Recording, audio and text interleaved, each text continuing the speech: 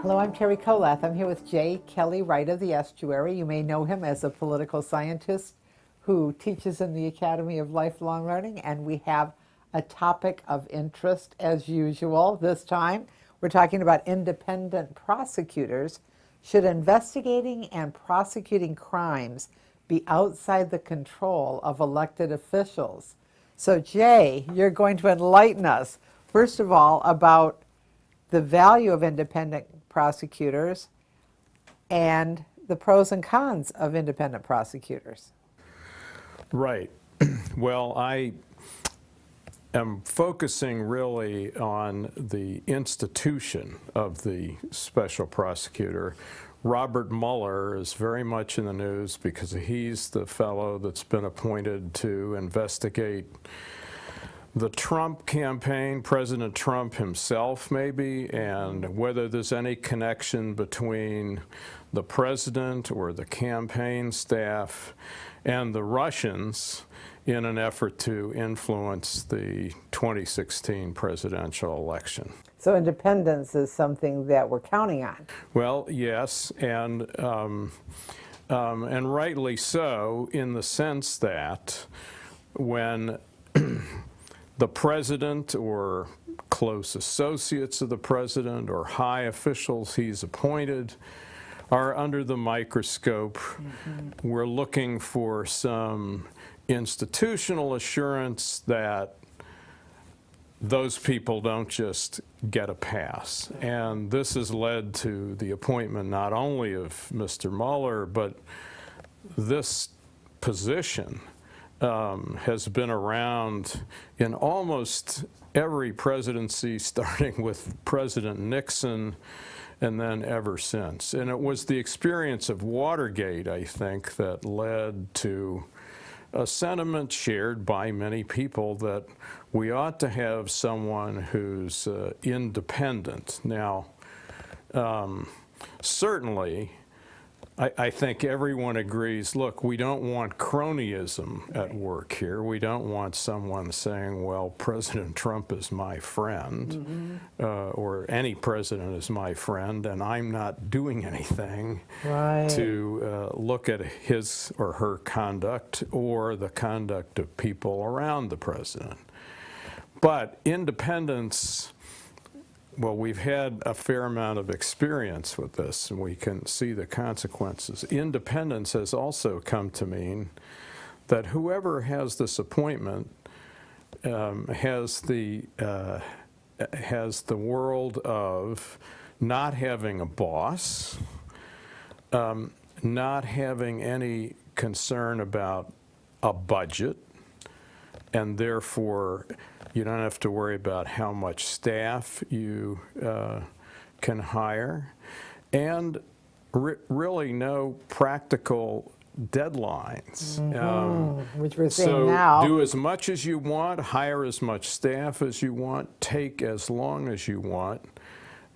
Leave no stone unturned.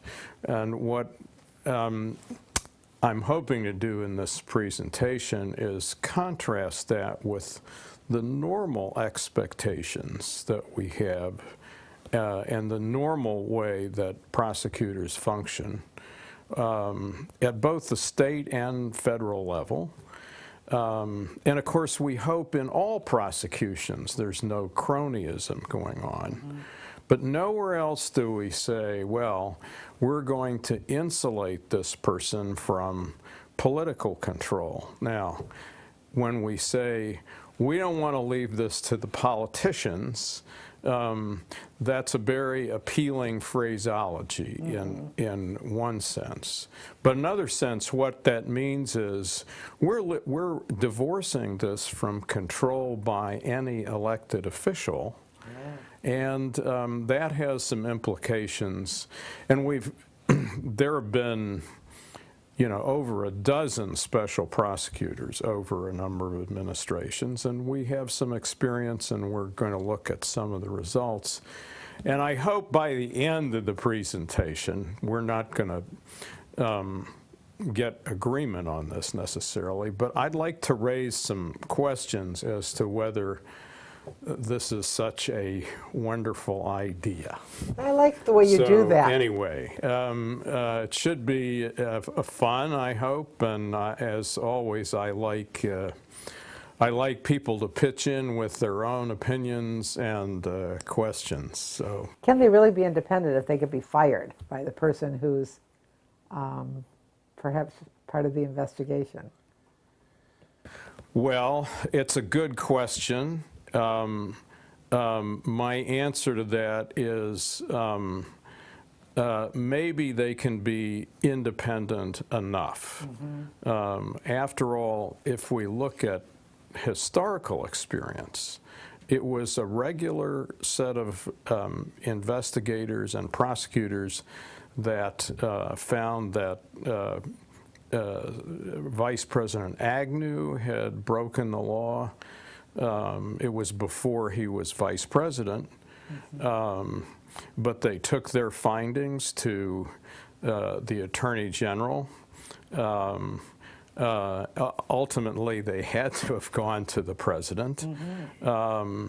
Nobody, well, the whole normal process did not come to a halt because somebody successfully said, oh, you can't investigate anything touching the vice president. And so I think there are some other institutional interests that prevent the normal people who carry out these functions day to day from saying, well, we're shutting this down because it's getting close to somebody who's too high up. I don't think I don't think that. I know the potential is there, but I think we have ways of overcoming it. Built right in.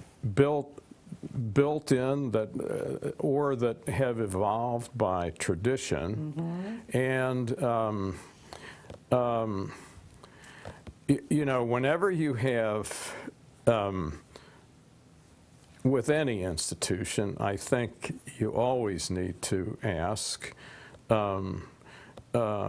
we had a good reason for trying this, but is the cure worse than the disease we thought we were addressing? And I think that always deserves questioning, but I think so in the case of the so-called independent prosecutor. You know, there's a famous quote,